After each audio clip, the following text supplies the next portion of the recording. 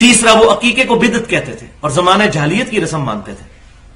امام صاحب کی کوئی کتاب مجھے اٹھا کر دکھلا دے جس میں لکھا ہو کہ عقیقہ یہ بدعت ہے۔ امام صاحب نے کسی کتاب کے اندر یہ نہیں کہا کہ عقیقہ یہ بدعت ہے۔ مسئلہ کیا ہے؟ مسئلہ سنو۔ امام صاحب نے کہا ہے العقیقۃ علی الغلام وعلی الجاریۃ وہی ذبح شاۃ فی صاب الولادۃ وضیافۃ الناس وحلق شارہ مباحۃ، وما یہ مباح۔ اچھا یہ امام صاحب نے کچھ کہا تھا نا عقیقہ کے متعلق، یہ کیا بات ہے؟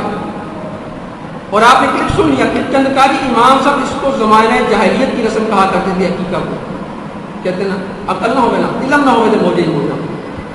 لوگ کہتے ہیں عقل نہ ہو تو موجے ہی موجے، میں کہتا ہوں علم نہ ہو تو موجے ہی موجے۔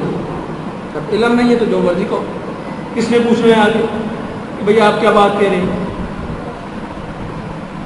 ابو بریدہ رضی اللہ تعالیٰ عنہ، ابو داؤد کی حدیث ہے، صفحہ 37 جلد 2۔ ابو بریدہ رضی اللہ تعالیٰ عنہ فرماتے ہیں ہم زمانہ جاہلیت میں عقیقہ کیا کرتے تھے۔ کیسے؟ بکرا ذبح کرتے، مولانا بکرا ذبح کرتے، بکرا ذبح کرنے کے بعد اس کا خون بچے کے ساتھ لگا دیا کرتے تھے اس کے اوپر، یہ عقیقہ ہوتا تھا۔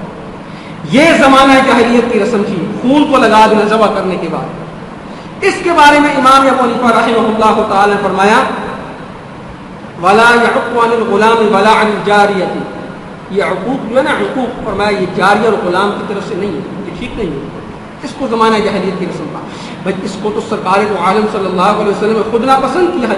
آپ نے خود فرمایا، بہقی کے اندر حدیث ہے لا احب العقوق، آپ نے خود کہا میں عقوق کو پسند نہیں کرتا، یعنی یہ جو خون ملا جاتا ہے نا بچے کے پیدا ہونے کے بعد، بکرے کو ذبح کرنے کے بعد بکرے کا خون مل دیا، فرمایا میں اس کو پسند نہیں کرتا۔